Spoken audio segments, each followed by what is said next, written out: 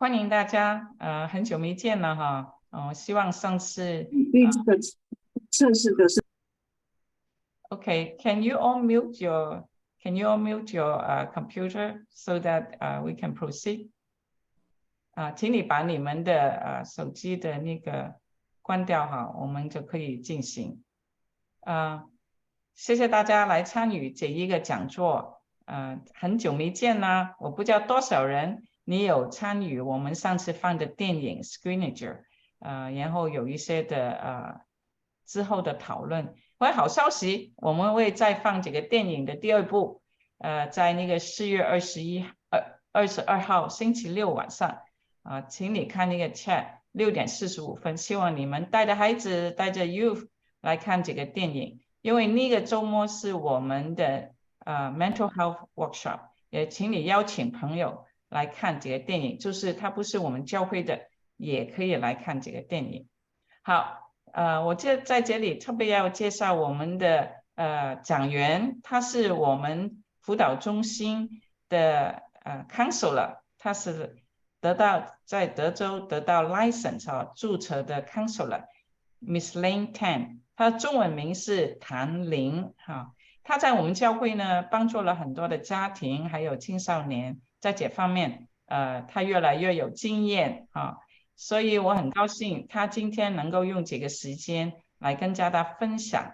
如果你有问题的话，你可以在他讲完以后，我们有一些的讨论。Miss Tan 哈，谭玲呢，她是在神学院里面 DTS Dallas Theological Seminary 里面接受了神学的训练Theological Training， 然后也是有这个心理辅导的训练，所以我们是在话语里面跟那个心理思考方面都有很好的装备，然后他也是拿到这个德州的注册，所以我们很高兴他真的在我们当中帮助我们的家庭。还有呢，他以前是中学老师在美国土生土长，也是家庭是台湾来的，所以他在这方面很多方面对于那个跨文化跟是美国土生的文化都有很个人还有的一个经验，所以他是一个我们中间非常难得的一个很好的 counselor。所以我不想拿太多的时间。那这一个题目Tiger Mom versus Christian Mom 是高云姊妹提出来，那我觉得是一个很好的题目哈。所以这里呢，我们讲到 From Tigers to Shepherds， 我很喜欢这一个title。我们怎么样可以成为一个牧羊者？在我们的孩子当中，而不是一个要把它吃掉的老虎吧。所以呢，我们希望大家能够参与聆听，把你们的 microphone 关掉，所以不会 interfere， 然后聆听Lin 在这方面的分享，完了以后有问题就可以我们就可以讨论分享，好不好？好，我现在把时间交给 Lin。Lin, you're on. Okay, hello everybody. Thank you, Lily. Well, I'm really excited about this topic. When Lily brought up the topic of tiger parenting to me, I was really interested because I hear that all the time, and some of my own clients at the church and community counseling center with CCHC, I see that trend that some teenagers tell me that their parents are kind of like the typical tiger parent. So I hear that term very often, and so I'm just curious. I did research for this workshop just to find out where did that term come from, and comparing the typical Chinese tiger mom or tiger dad to what the Bible says about parenting, and to explore that a little bit with you. So I wanted to just start by letting you know that I would like this to be a more interactive class.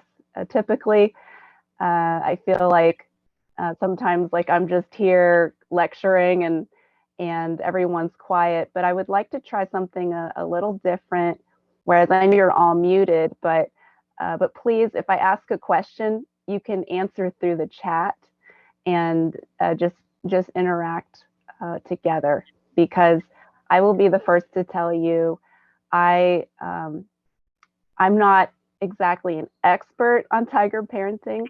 You all probably have more parenting experience combined. Well, you do than I do. So I hope that this is a journey we can just take together, and we can learn together how to parent our children that are really gifts from God to us in a way that would be pleasing to the Lord. I myself don't have children yet, so actually this topic is a head start for me. It makes me think about how I would parent children if the Lord blesses me with kids of my own one day. So let me just start by asking you all. Let's practice answering in the chat. I'm so curious to know what about this topic appeals to you? What is it that you're hoping to get out of our time today? If you could leave that in the chat, I would really appreciate that. Give me a chance to get to know who's here too.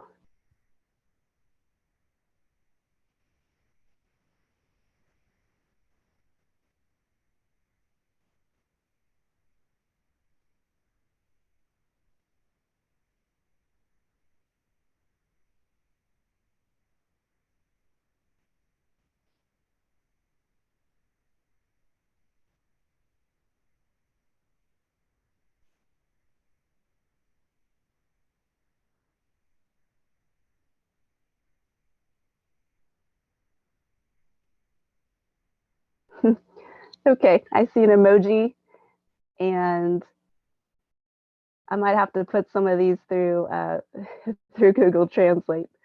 Let me see if I can do that.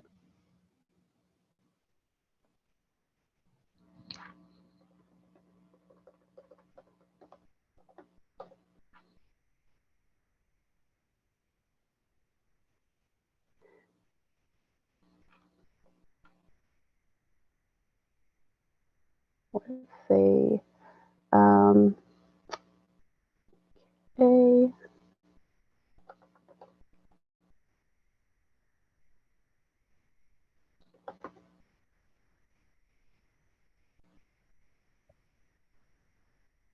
Okay.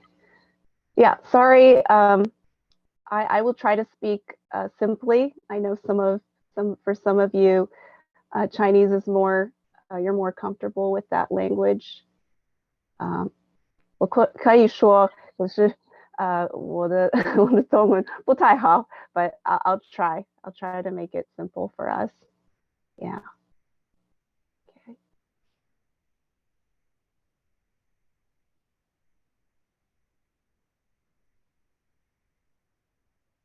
Okay, great. So we'll have some subtitles. That'll be helpful for our Chinese speakers. Okay, Yang asked, are tiger parents mostly in first generation families? That's a great question. Okay.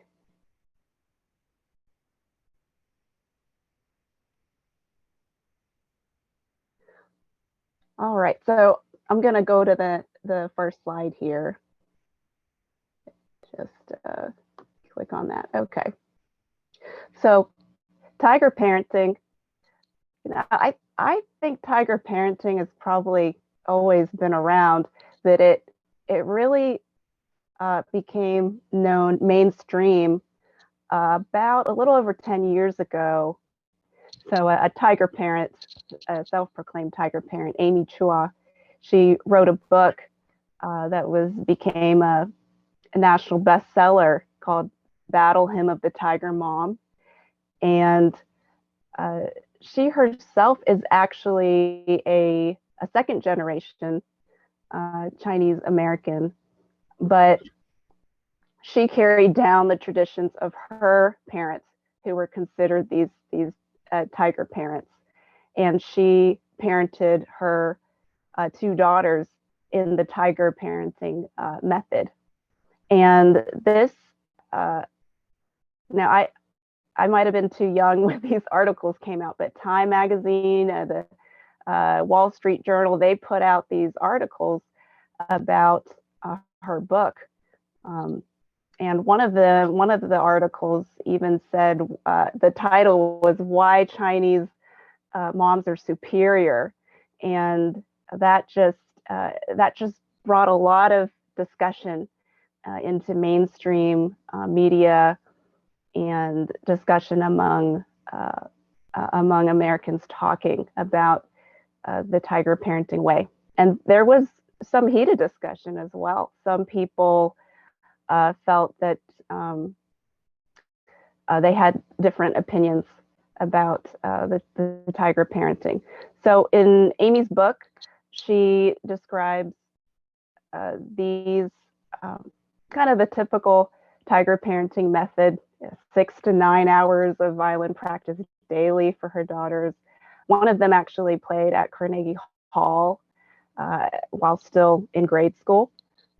Advanced reading, science, math.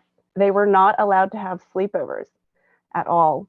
No B's, only A's, and a high emphasis on formal education. So this is what a typical tiger parent might look like. So, sound familiar to anybody? I don't know about you, but it sounds to me like a lot to live up to.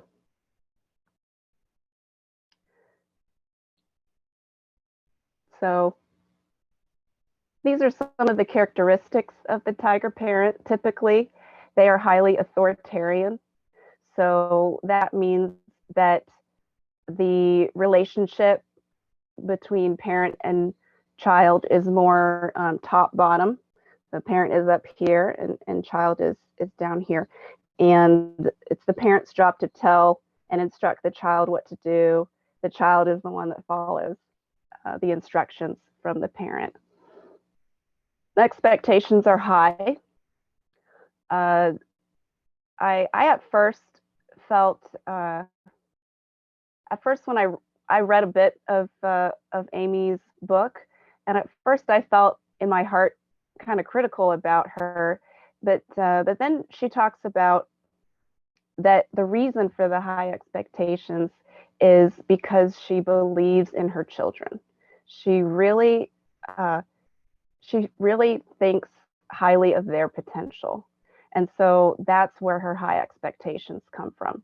She doesn't have high expectations because she feels like they can't meet them, but because she feels like they can. So those high expectations, it doesn't necessarily come from a bad place. Usually tiger parents have a lot of pride about their family. The typical tiger parent comes from Chinese culture, which holds in high regard the honor of the family and carrying on the family name and not losing face, not bringing shame to the family. So a lot of those high expectations are to keep the honor of the family. As discipline, there's a high emphasis on discipline and self-control. And typically the tiger parent will be more achievement and results oriented. So again, I hesitate to just criticize the tiger parent. It's not necessarily a bad thing. Actually, it's interesting that Amy's own 2 daughters, they grew up and they did an interview where they said they were actually thankful for their mom for being hard on them, and they ended up being quite successful by the world standards. I think one of them got into law, and the other one is quite successful too. So her relationship with her daughters was actually a good one.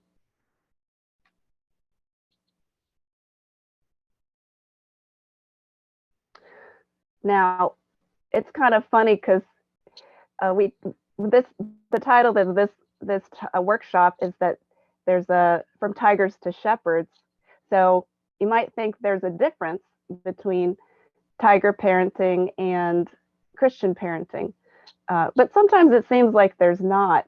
I like to think of there being such a thing as the Christian tiger parent, that these same traits of the tiger parent carry down even at church. High expectations, going to church every day of the week. Sometimes kids must serve in every ministry that needs help, regardless of whether they personally like it. Instead of 6 hours of violin practice, maybe it's 2 hours per day. Mission trip every year. Again, this is not to criticize families that look like this, not to criticize mission trips at all, but it could be just those high expectations. Typically they're in Chinese school as well, but also might not be allowed to ask questions about their faith or have doubts. Every Friday, I spend my time with a group of teenagers at my home church, and they have a lot of questions during that Friday night time, and I get a sense that they might not have a lot of opportunities to ask those questions about their faith in other places. So I always encourage parents to give space in the home to be able to ask questions about faith, and just let kids get it out.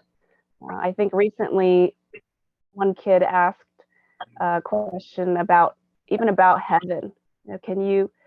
Are we going to lose our personalities in heaven? Or what kind of personalities will we have? And I thought that was such a great question. Okay, again, no B's, only A's. That could very much be a Christian tiger parent standard as well. And still an emphasis on formal education. The goal is to get into those Ivy League schools, the Harvards, even UT, I think, is a pretty good school, but just an emphasis on formal education.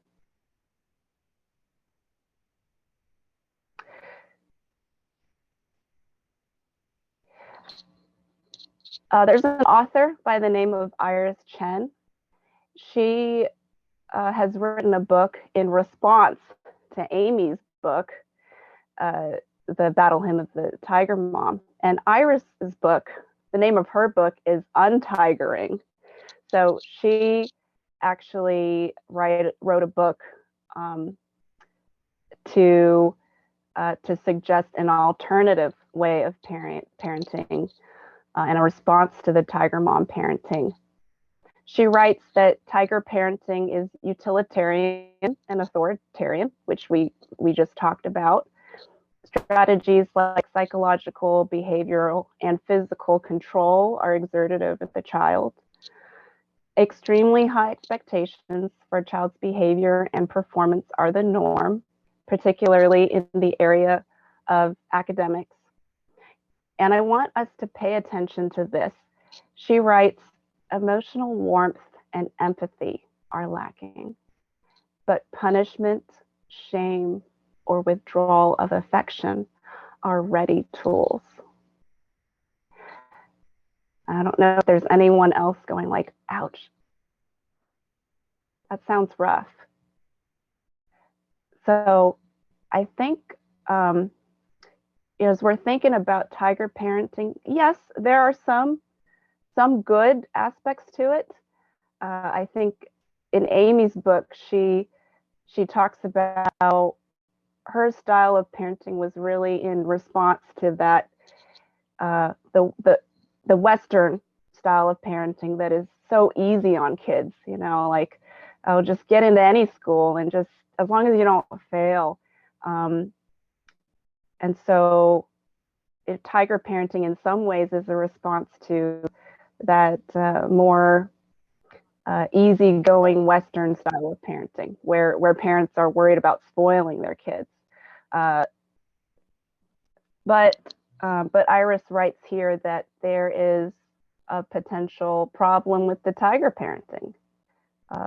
That especially this last part, that emotional warmth and empathy are lacking, but punishment, shame, or withdrawal of affection are ready tools.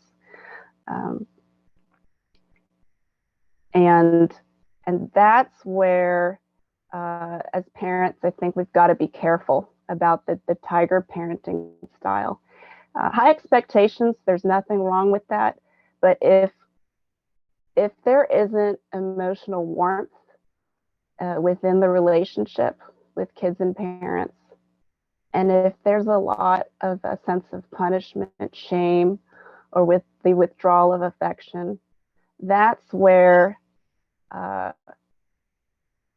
very negative, it could have a very negative effect on kids. And that's something that I want to address here today with that. Now, I do see this in my own counseling with teens, that the parents might mean really well, and the kids might have a close relationship with their parents in the sense that they don't want to, I would say they don't want to let their parents down. But inside, there's this stress, this anxiety that they always wonder, am I good enough? Am I going to meet my parents' expectations? And this fear that, oh, if I don't, I'm going to be shamed. I'm going to be punished. I'm going to be rejected. And a lot of times kids tell me this because I don't know them. They don't know me, and I'm not going to tell anyone. But they will not tell their parents that they feel this way because they don't want to let them down.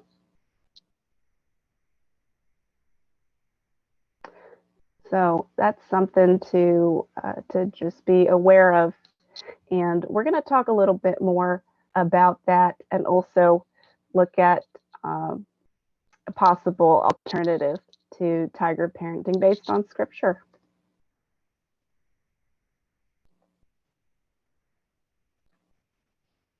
Okay, let's see what scripture has to say in response to tiger parenting. We looked at a little bit at Amy Chua's ideas on parenting and Iris's response to Amy on the tiger parenting. Let's look at scripture.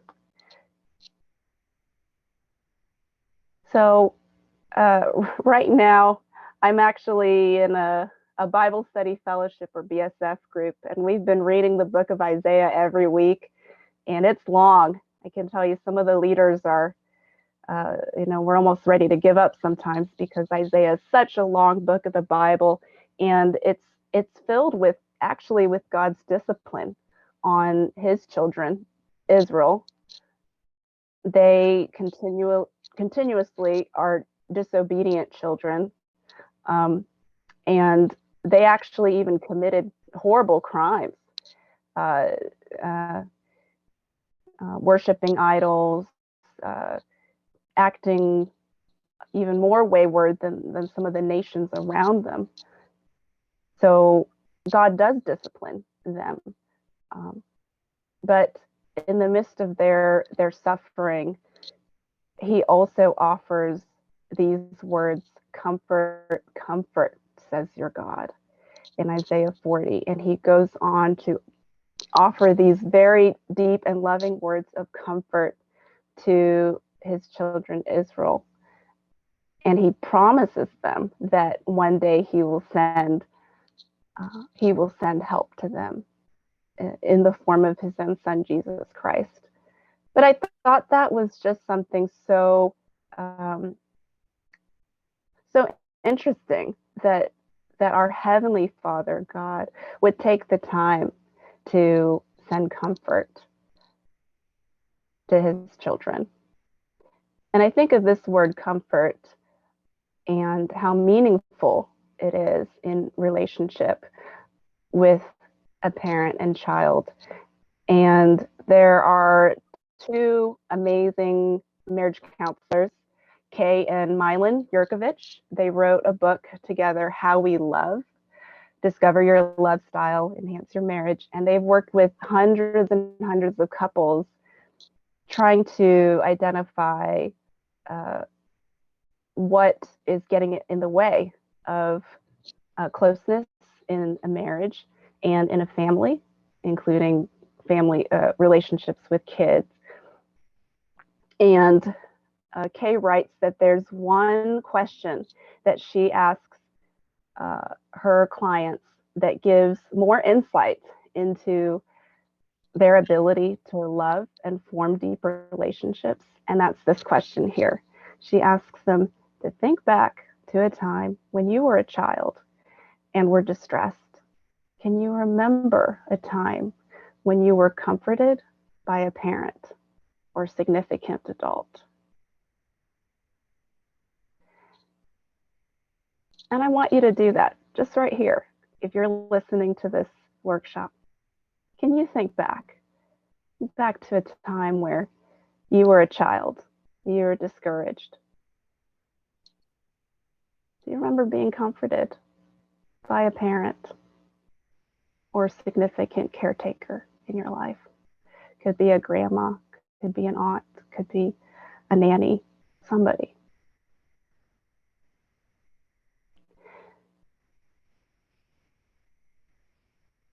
Not much.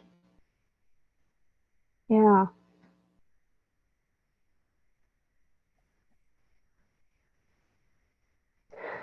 Sometimes when Kay and Mylan ask this question to clients, at first the clients will say, "Oh yeah. My parents, they love me. They, they did a lot for me."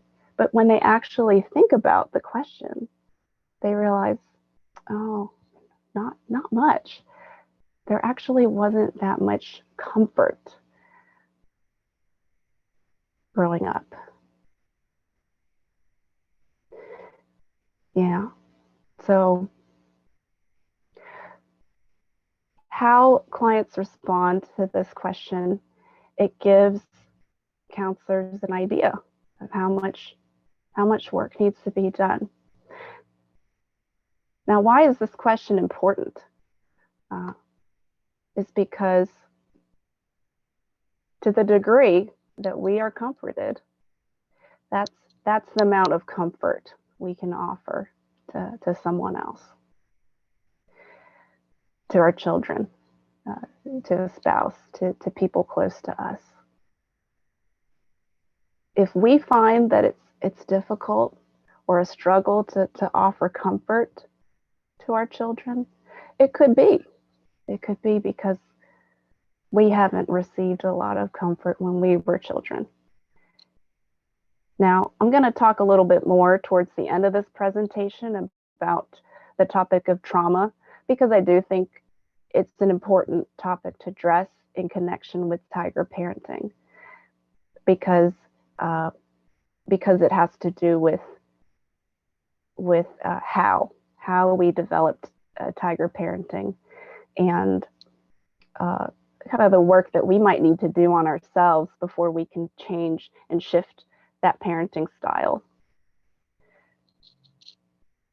So some of you, if you also felt like, I can't really think of a time I was comforted, something you can do right now is just take a moment to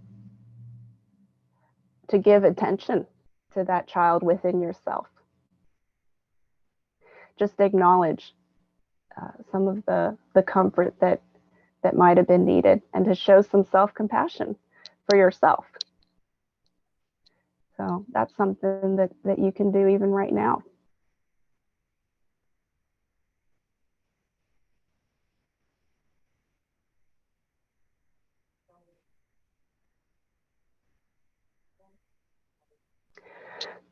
And another hope, a point of hope that we can receive is the fact that Jesus himself, if we have a relationship with him, if we trust him as our Savior, he actually comes to, as you know, he comes to live in our hearts. And he promises to comfort us as well. He says that he is the good shepherd. And in John, he says, I know my sheep and my sheep know me. That's the job of a shepherd, to protect the sheep from danger, to guide them in the way they should go, to look for them if they're lost, but also to know each sheep by name and to know each sheep by character, by how their makeup is. And so you see in the person of Jesus, there is a real focus on relationship. His life was all about relationship. And Jesus was not a parent, but I think we can learn a lot about parenting from the way that he shepherds, the way that he builds relationship with the people that he spent time with. There are other places in Scripture that talk about parenting. One that I want to bring up is in Ephesians. In Ephesians, there is this whole theme of submission, of a church that submits to one another. And Paul writes to husbands and wives to submit to one another. He writes to children and parents, and he writes to servants and masters. But I want us to just listen to what he writes about children and parents. He says, children, obey your parents. And I think as parents, we like that part. We're like, yeah, children should obey us. But then he writes, fathers, do not provoke your children to anger. And we could very much put mothers there too. Parents, do not provoke your children to anger. So there's a sense in which parents also have to respect their children, to kind of know when there are limits to how much to push on them. And so as we think about comparing tiger parenting to a more biblical Christian way of parenting, we want to think about that. If you think about your own parenting, do you feel like your children are being provoked to anger by some of the methods that you use? I know of some parents that care so much about their kids' success that they'll check their kids' grades every day, and I just feel like that's too much. It puts too much pressure on kids when parents do that. So yeah, take a moment to think for yourself. What could it be? And not just provoking children to anger, but maybe anxiety too, maybe stress.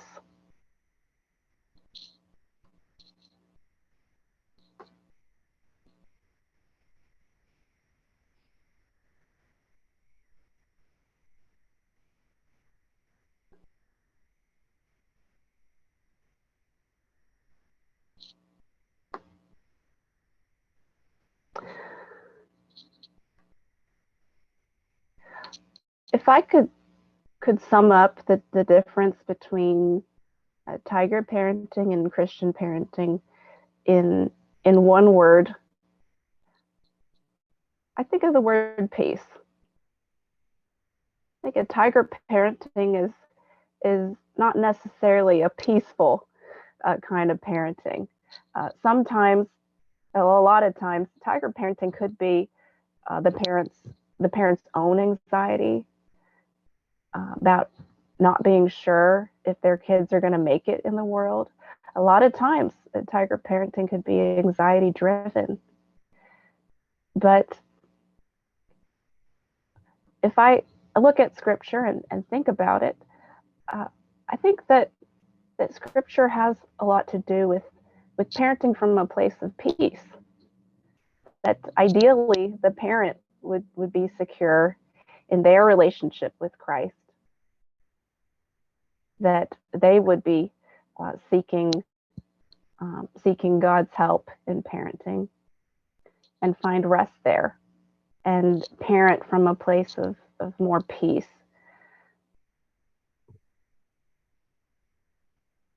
The Lord is my shepherd, I shall not want. As parents, do we really trust that God will take care of our needs, our finances, our future, and that He will also take care of our children's future as well? Now, I use myself as an example because I think it's just the example of how God works. My parents were not necessarily tiger parents, but I think I just absorbed the maybe the tiger parenting mindset in the Chinese church that I grew up in, and I did have high expectations for myself. I tried really hard in school, but for the life of me, I could not get an A in math. I just couldn't do it. I was never a great math student, but somehow through the course of my life, the Lord did provide for me. I ended up finding a career as a counselor, and I ended up finding a scholarship to be able to attend seminary at DTS.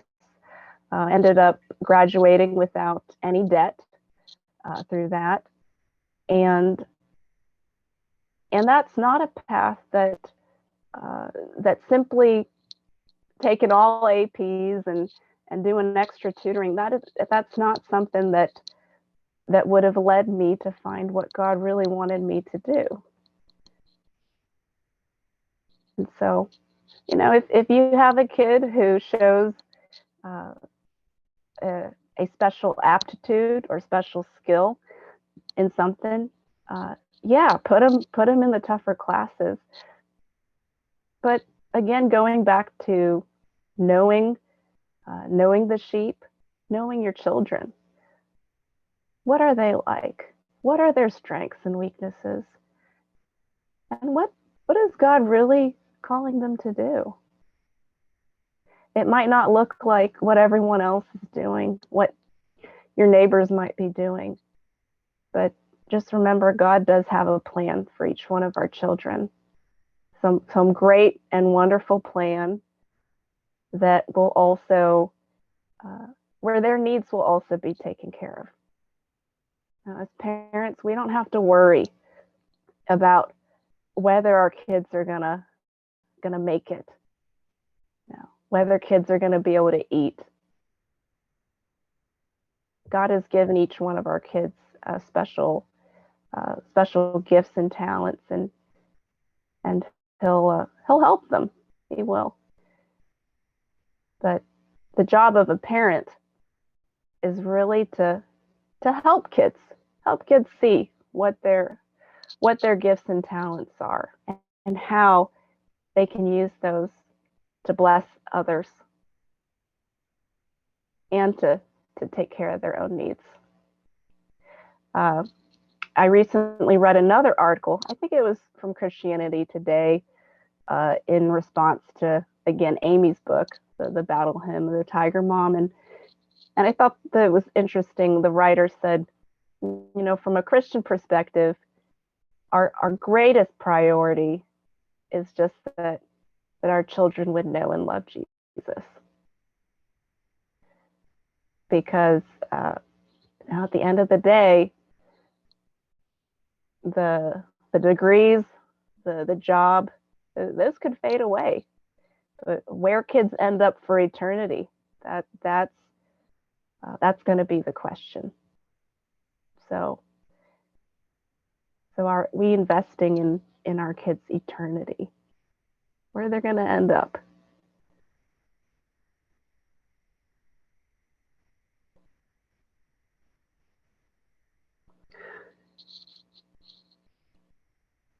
Okay, so I've talked kind of broad, just in a theological way, and let's bring it back down to today, just more practically speaking. So, given what Scripture says about parenting, here's a question for you. And now this is your chance to think, and you can leave in the chat your answer. How can parents motivate their children towards excellence in what they do while being careful not to push them too hard to the point of giving up or being provoked to anger? What are your ideas? What do you think?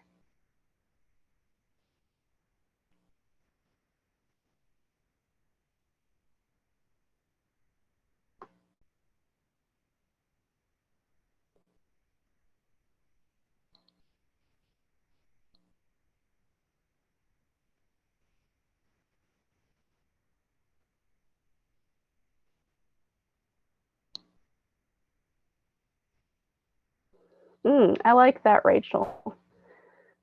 Yeah, set a plan and go together.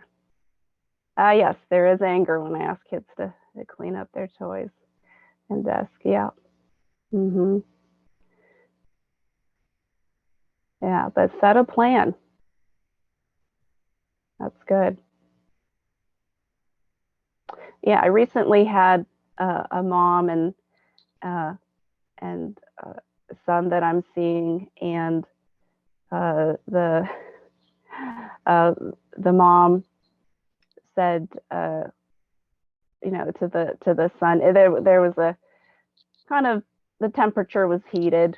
There was kind of an argument, and the son, the mom told the son, "Hey, go to your room if you are upset and you're having a temper tantrum, and then when you're ready to talk to me, you can talk to me." But that day, the kid refused to go to their room, and boy, that just got that whole thing just exploded more. So I just asked the mom, well, what could there have been a choice that you could have given your child in that moment? And the mom thought about it, and she's like, well, actually, I think he might like to go outside too when he's upset. He might want to go outside and maybe run around, take a jog around, not far, but just close by. And so I asked her, well, and if this happens again, or actually before it happens again, why don't you, take a walk? Why don't you tell him, okay, you're upset. Why don't you can either go to your room or we go outside and take a walk. What do you want to do? See, there's real power when we ask kids, what do you want to do? And give them a choice. Yeah, that's good. I like that. Thanks, Mona. Yeah, so think of a plan with your kids. Okay, there are limits, right? You can't just throw a big temper tantrum in front of me. That's not going to work. But how do we handle your anger in a good way, in an appropriate way? Again, the limit is, we have to clean up your toys and desk, but do we have to do it now? Well, maybe not. Could you do that in 15 minutes? Give a little time frame with them. Ask them, okay, well, when do you think you can clean up those toys? Or how? Do you have a different way to clean them up? Do they have to go in this one specific place, or what do you think? How can we keep this organized? Throw the problem back to the kid. Oh, yeah, that's a good idea. I like that.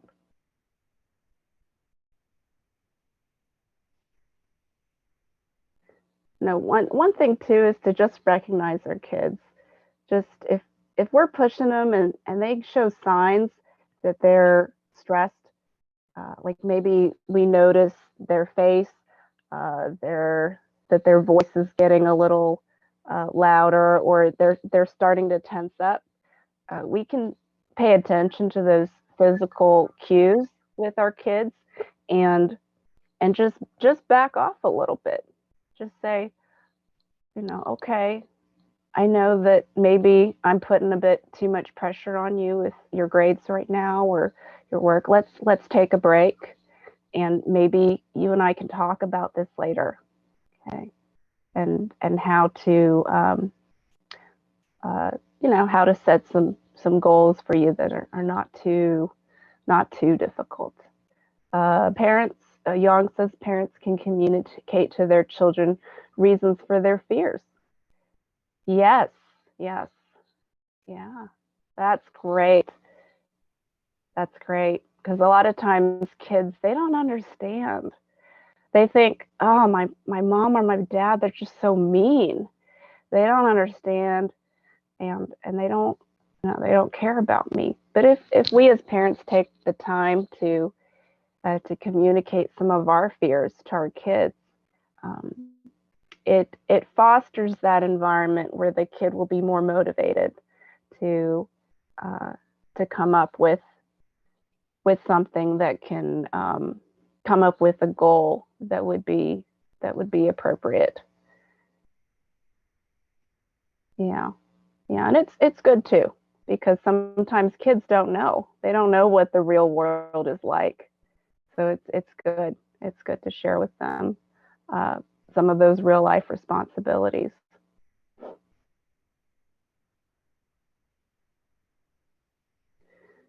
Yes, two different worlds. Definitely. And it's tough. I will be the first to say, with the internet and social media, the way it's going, more and more kids are, they sometimes seem like they're in a different world. So to parents, I would just encourage parents to take the time, get to know a little bit of what your kid is interested. Maybe it's video games, maybe it's a meme. A lot of kids think memes are funny these days. Take a moment to just ask them, what are you looking at? You think it's funny? Show me.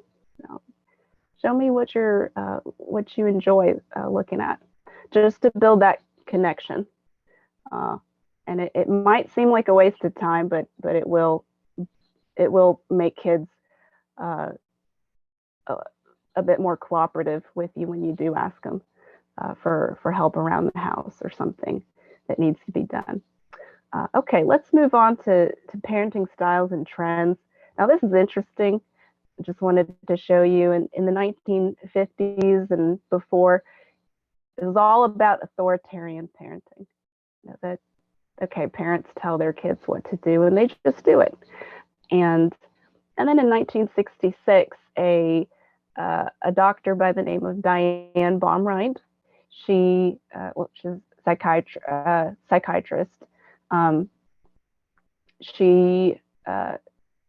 Psychologist. She did research on a different style of parenting, actually all the styles. So she studied authoritarian parenting, permissive parenting, and authoritative parenting. And she found that authoritative parenting was actually the most effective type of parenting that produces well-adjusted kids. And in a lot of ways, for those of you who've taken the Highly Capable Kids course with Miss Lily at church, it does look very similar to authoritative parenting, where there is more of a collaboration between parents and children, and that that there's more, just more of a connection, while also setting some firm boundaries and limits and rules. So that's authoritative parenting. Around the pandemic, I don't know if you've noticed, I definitely noticed more and more book titles on parenting are coming out with these phrases like mindful parenting, peaceful parenting. I see a lot of that. And, you know, I think of where it says in the book of Romans, the whole world is groaning for reconciliation, for peace, for God's kingdom. And I think that something about that is reflected in parents, that there's a growing desire that parents have for this kind of a peaceful parenting that that reveals more of an understanding of the parent, that the parent can remain calm and peaceful while parenting. And it's a little bit like what we shared before. So again, Iris writes about this in her book, Untigering. Actually, the full title is Peaceful Parenting for the Deconstructing Tiger Parent. It's kind of a mouthful of a title. And she pulls from different research on parenting and different parenting books. And she came up with this difference between the tiger parent and the peaceful parent. And by the way, Iris herself, she actually grew up in a church. Her dad was a pastor, and she said he was a really hardworking guy, loved God, but just wasn't emotionally close. There wasn't that sense of the connection. So when she started parenting her kids, she started out parenting her kids like a tiger parent, but then after reading a couple of these different parenting books, she started shifting towards this more peaceful parenting style. And this is a great chart from her book that I just wanted to pull for you all.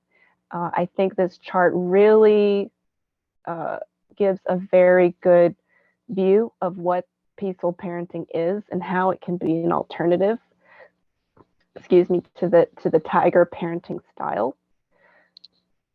So some of the points here, the tiger parent expects perfection, okay, while the peaceful parenting embraces process. In some ways, that's actually letting kids make some mistakes, letting kids try out something. Like, okay, you want to clean that up in a different way? Okay, I'll let you do it. Okay, you want to go outside without a jacket? Okay, well, you know, if it's uncomfortable for you, then you learn. Instead of always being like, all right, you need to put on that jacket, or you need to do this and that the first time. But of course, you don't want to just let the kid do something totally unsafe, like run out in front of a street with cars. But if the risk is fairly low, the idea is that you let them, you embrace the process, and you let kids kind of learn from their mistakes. And that way they actually learn for themselves how to make decisions. Enforcing rules versus encouraging relationships, that second point there. We've already talked about the importance of relationship in the peaceful parenting style, driven by success versus inspired by self-determination, rigid versus flexible, critical versus accepting, controlling versus empowering, harsh versus gentle yet firm, focuses on behavior versus focuses on needs, demands versus models, perpetuates oppression, that's that top-down order, versus actively resists oppression. So where parent and kid, they're more They more are on an equal status, kind of. So as you read the left and right side, you might even start to just feel that, yeah, there's a sense of peace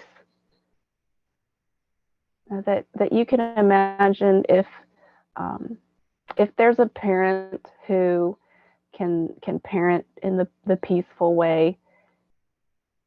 Can you imagine what kind of home that might be? That might be like.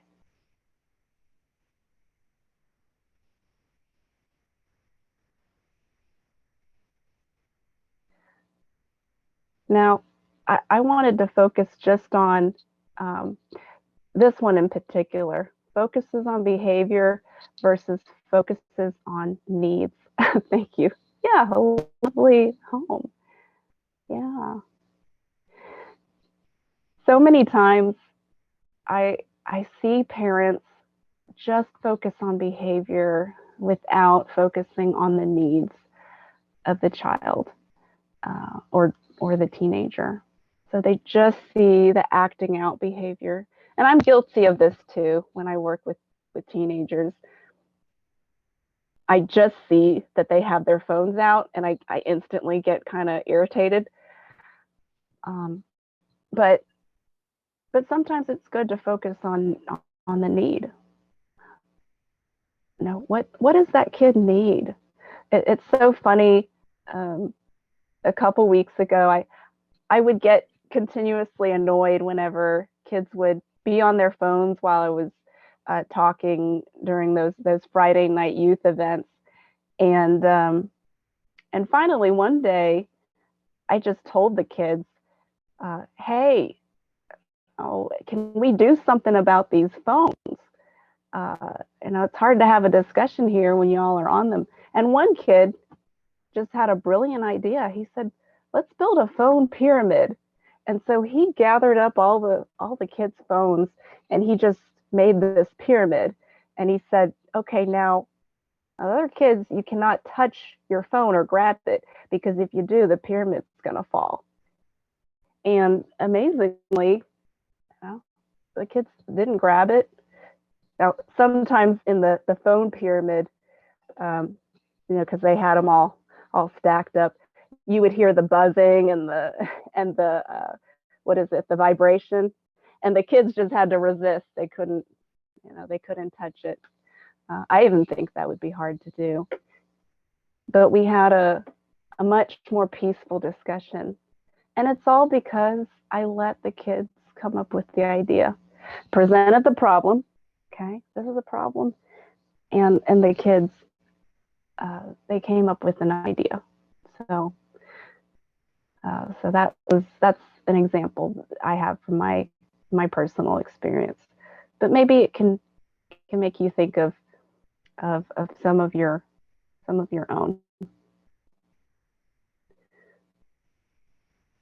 So for today, I don't expect parents listening here to just go back home and change everything, but I would like to just present this to you as a picture to look at. And for you, maybe today, a first step you can take is just deciding for yourself, just to try and just to also identify where you are on this spectrum. Are you more, all the way here, or are you maybe over here? Where are you in this spectrum from tiger parenting to this peaceful parenting?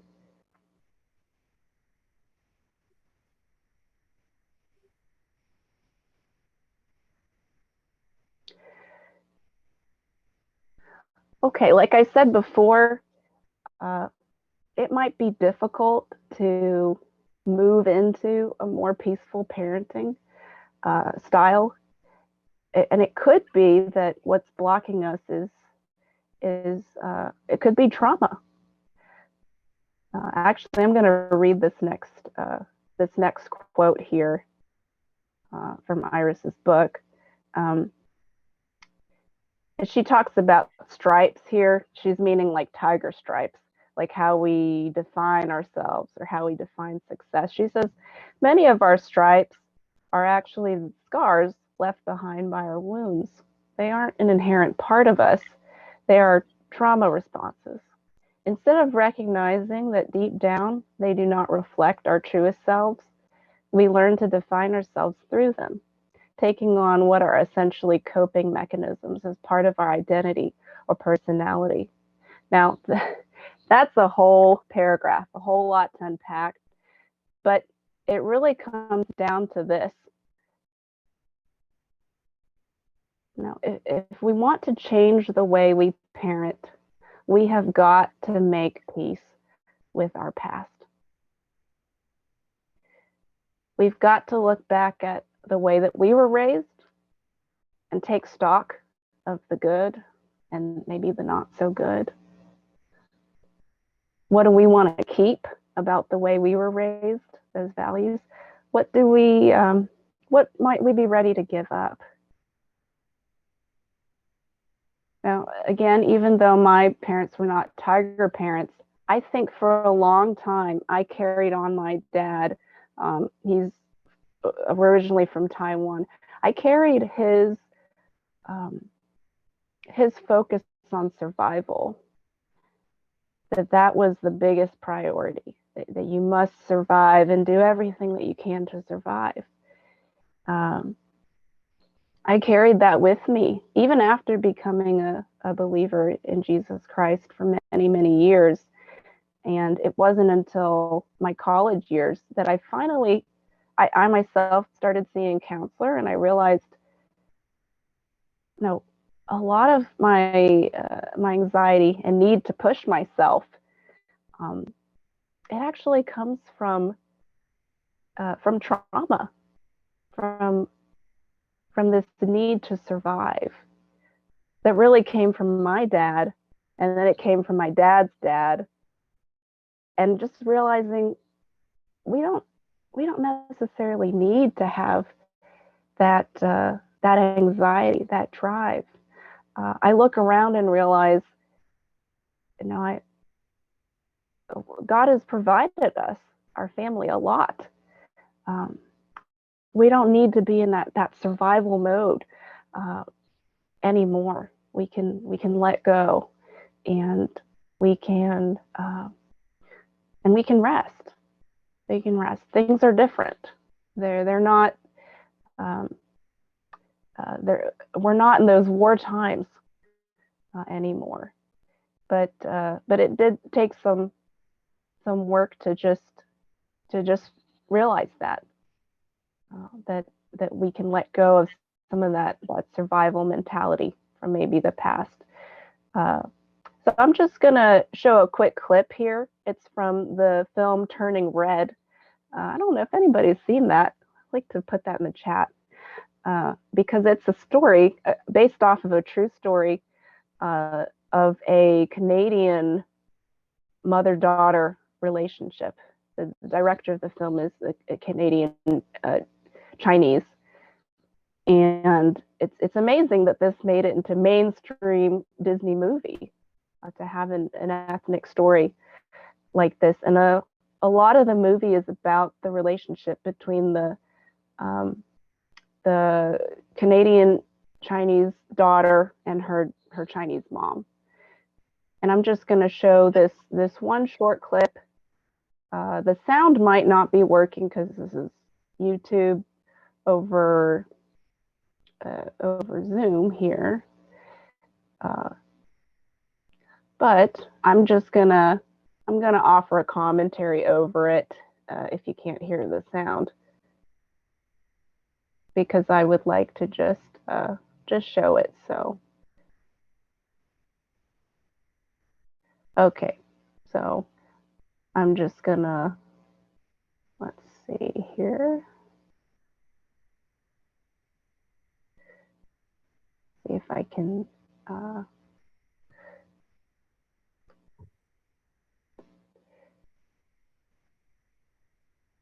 so basically it's a real short clip, and what happens is the the daughter, kind of like a dream sequence, the daughter finds her mom suddenly transformed as a teenager, weeping in this forest type setting. They both have red hair in the movie, but they are Asian. It's because of the red. It represents this coming of age, this puberty, that's represented by a big red panda. So you can kind of ignore the hair color, but which is basically coming to your mom, and the mom is saying that she hurt her mom, and that she's tired of being perfect. So she's tired of being perfect. And the daughter has empathy and sympathy towards her mom. And the daughter's actually comforting the mom here. And she tells her that, I know it feels that way all the time, that you have to be perfect, but is it true?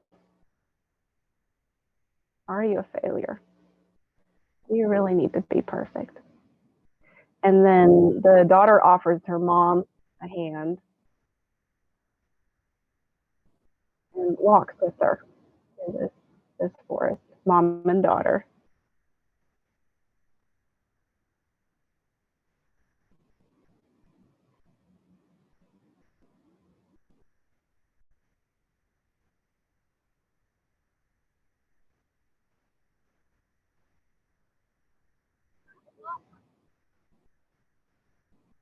And they're the relatives.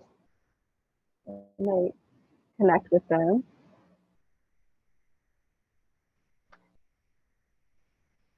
And then grandma shows up.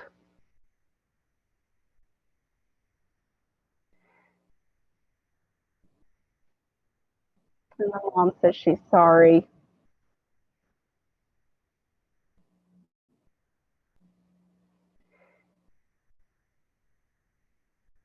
And the grandma says that she says, I'm your mother. And so that's it. It's a real short clip, but I encourage you to watch the movie, especially if you have a daughter,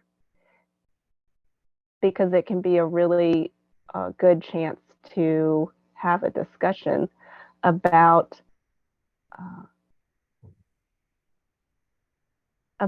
some of the emotional effects over generations. So anyway, that it's just a beautiful scene of 3 generations learning to accept and offer that affection to one another that that they hadn't been able to before.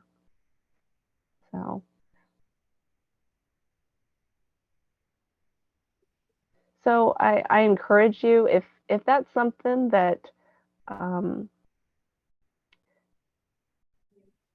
that maybe you recognize in yourself, some things in the past about maybe your own relationships with your parents or caretakers that that is difficult, it's still heavy for you.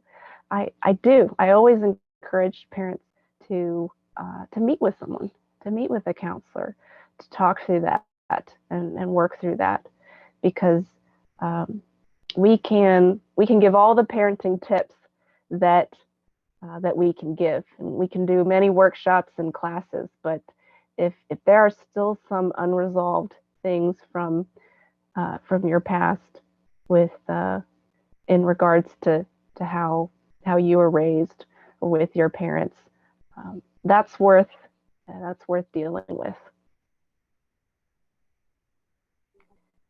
Yeah, and I definitely want to be sensitive for you all here about that.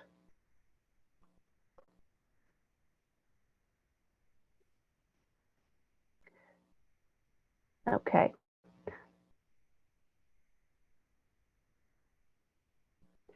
Okay, we're we're coming close to the end of this workshop. Some quick just ways that you can implement peaceful parenting, and again, maybe move along the line from tiger parenting to this more peaceful parenting style. Excuse me. Is I've got 5 tips here just to start making some small moves towards that. How to do that. Number 1, look for win-win solutions. Okay? It doesn't always have to. Interactions with kids don't always have to end up in a big fight, just because mom said so or just because dad said so. Again, somebody mentioned, I think it was Rachel mentioned, make a plan with your kids, set some goals. Yeah, look with your kid for win-win situations. How can we do something that would be okay with everybody?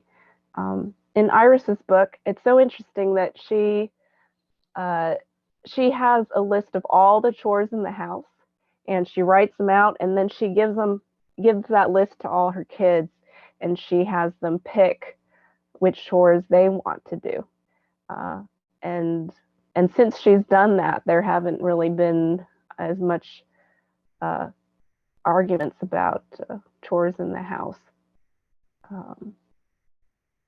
So that, I thought that was a cool idea. 2, respect child's boundaries as well as their own. So what that might look like is just respecting how they feel about certain things. One example could be if you have a kid who's more shy, not always pushing them out to make friends, but giving them a bit of a chance to warm up to people. It's okay if some of our kids don't have a whole lot of friends. If they even have 1 or 2 friends, but those are a close friend, that could be good enough. So just respecting our kids, their personalities, their boundaries.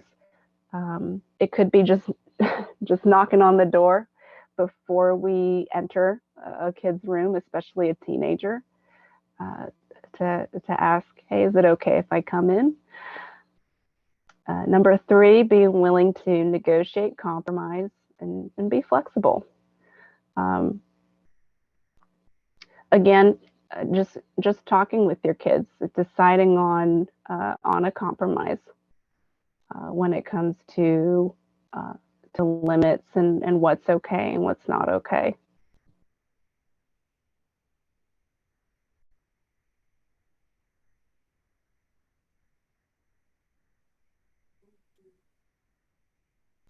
Okay, and the last 2 tips are to value thoughts, opinions, and feelings of each person in the family. So in that construct, it's not that one person's values mean any more than anyone else. The smallest person in the family has the same importance when it comes to their opinions. They feel like they're listened to just as much as the oldest person in the family. And though especially for Chinese families, that can be a tough adjustment, but it really helps each person in the family to feel valued, to feel listened to. Now, as parents, we don't have to implement all the suggestions and ideas that our kids make, but the important part is just for our kids to feel listened to just say simply, thank you for your input. Thank you for that idea. I don't know if we can do that, but we can think about it. We can take that into consideration. And number 5, just love and care for each other as we look out for each other's best interests. That sounds a lot like scripture, doesn't it? To think about each other's best interests and to love and care for one another. So those are some of the tips.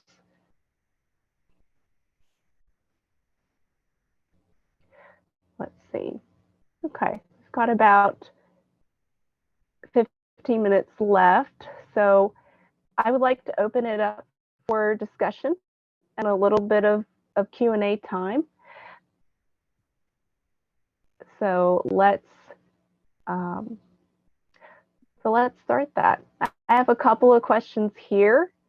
If you would like to answer them, you can. If you have a question of your own, you're welcome to type that in the chat, and we can address that. So I'll leave that option open to you.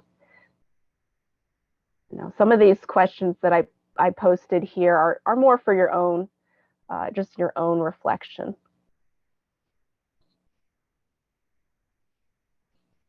So I'll leave some time now if anybody wants to ask a question in the chat, or any of your reaction to what I shared with you today. Anything that it made you think of, any ideas that maybe came to mind of how you can practice a way of parenting that can maybe be a more peaceful way of parenting.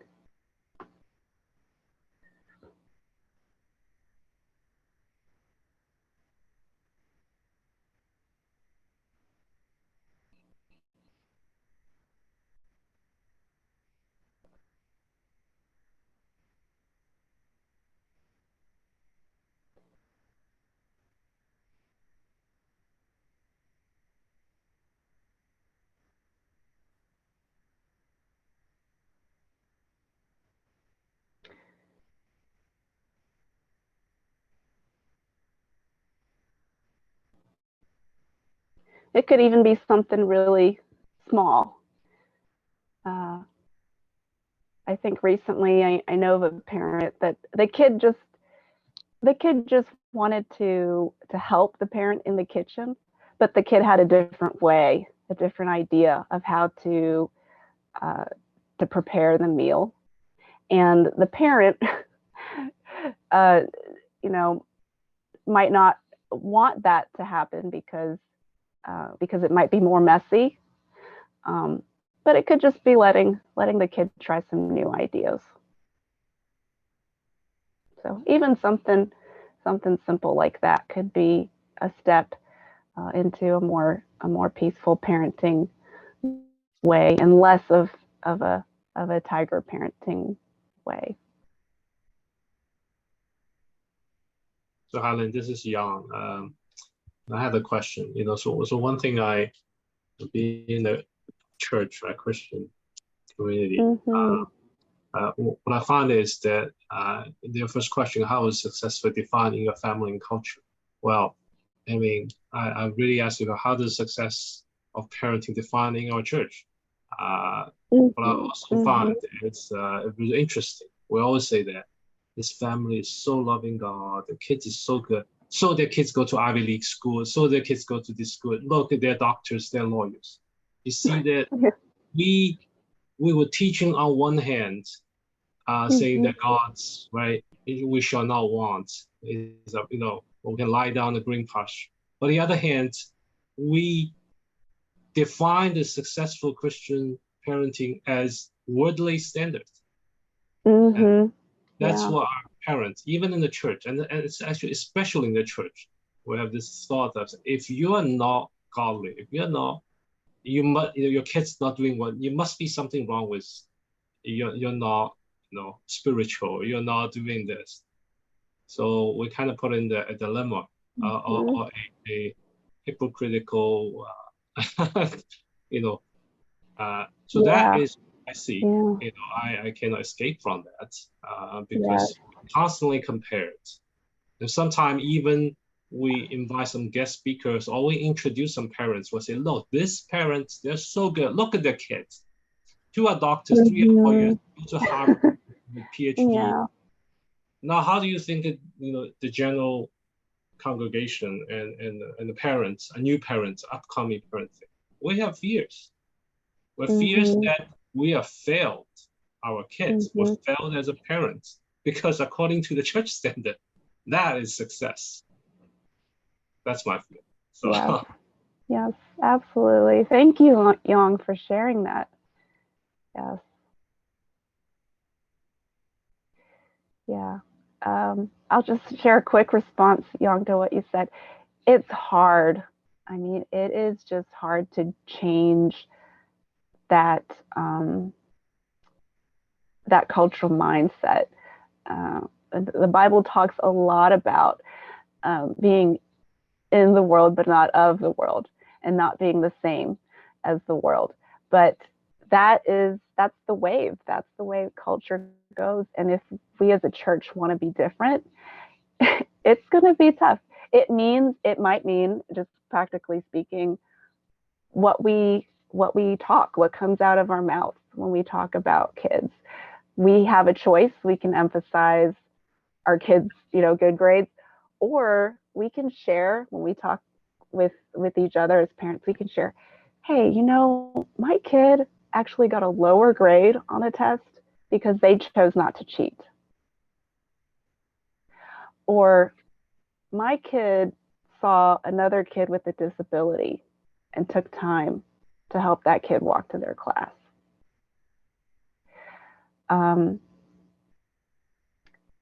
My kid maybe gave up something. Could be, an extra study time, or it could be something because they love to serve. They want to serve in worship team, and so they can't, do this other sport, or they can't do this other academic competition because of that. And it's not just to look good, but they really have a heart to serve and make music to the Lord. So, as parents, I think that we can change that, but it does take a intentional effort, and we ourselves have to guard against that in our own workplaces, our own lives. Yeah. Oh, really good responses here. This one, I think XW. Okay, I believe my own anxiety is a major challenge, but I'm worried if I don't pay enough attention to my kids. A lot of learning. Yes, a lot of learning. So as parents, I think one of the best things to lower anxiety for parents is to embrace that process for us. And to just realize that parenting is a journey. It really is. And it's okay if we make mistakes. It's a process. It's a process.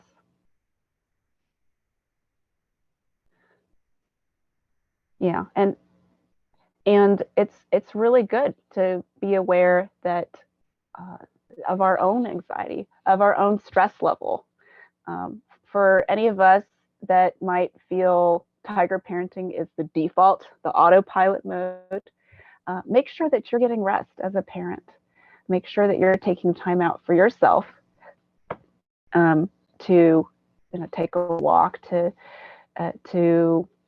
take some deep breaths when you feel that your own stress level is getting high, so that you can just pause before interacting with your kids. Rachel says having a good relationship with ourselves first. Yes. Yes, being aware and validating our own emotions and needs. Being peaceful towards yourself first. Yes, that's Rachel. That's exactly it, and that's exactly what I'm hoping for our time together today, was to just not add to your pressure as parents, because that's the very last thing I want to do, especially with a workshop on tiger parenting, but to show some self-compassion first. Yeah, validating our own emotions and needs, definitely. Yeah.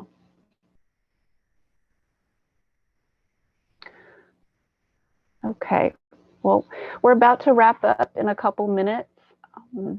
Any last questions or comments. I'll give a couple more minutes.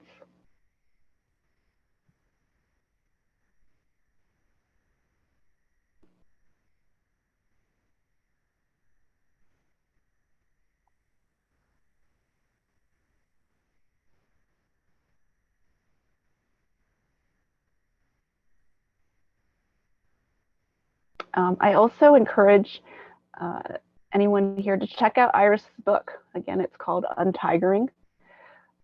If you just look up the title, Untigering, you'll find it.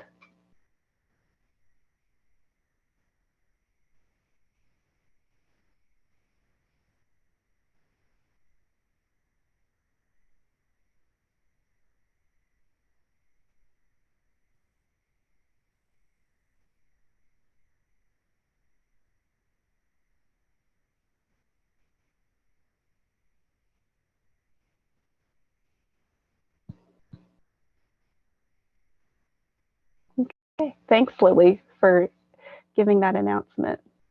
So as we wrap up here soon, I want to encourage you all for this to be a continuing discussion, a continuing parenting journey. Please continue to have discussion outside of this time. Everyone here, we're just in this together. You are in this together as parents. So please, connect with each other, whether it's on the parenting WeChat or just get together to continue having these discussions, and definitely come out to the movie night to see Screenagers too. That'll give us more ideas of how to operate in a shepherding, peaceful way with our kids, especially when it comes to screens, because that is one of the biggest power battles that I do see with our parents right now and our young people. So that'll be a good event to go to next. Okay, I'm coming in now. Thank you, Lane, for such a great workshop, a lot of insight, a lot of information, and we have good discussion. We'll record that this webinar, and then we will work on Chinese subtitle and then put it on our website eventually, or we post it later on. Well, I know that Lane has an appointment that she needs to go to. She's a counselor. So we would end our workshop here, and then we will continue to provide workshop. But next time, the supportive activity will be on April 22nd, Saturday, 6:45 at BCC. We will have the movie Screenager too. If you have seen the first one, this is a follow-up. And so even if you have not seen the first one, you can still come to this movie with your youth, with your children. And then we will have some snack, popcorn for the movie. Okay. All right. Let's give a big hand for Elaine. I appreciate her time. And then hope that this workshop have helped you as parents or grandparents. Okay. Great. Bye-bye for now. All right. Thank you, everyone.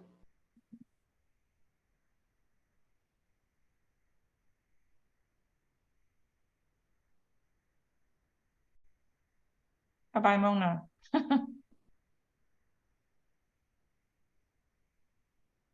Okay, so I know you have a meeting or appointment going to. This is really good. I'm sorry I have to go for the counseling. But how do you feel? You feel it's good, right? You feel they're responsive? Yeah, I do. I think how many people? I think it was around, was it 20? Yeah. Around 20 people. Right. I would do the report, but then again, it's good. I recorded that. I hope my record is good that, we can go back and hopefully put on the Chinese subtitle, and then we'll reuse this webinar. This is the way to go next time. We just do a workshop, we record it at the same time, and then we can give us time to put up Chinese subtitle, and we post the workshop later on. Yeah. Good. I think it seemed to go well, and I'm really glad that the parents responded through the chat with some of the questions. Try to make it a little more engaging. So I appreciate that. Yeah. Okay, great. All right. Okay. They in the chat, they type thank you, Lane, for a great workshop, you know. Oh, great. Okay. We'll catch up with you later then. Okay, bye. Okay. Bye.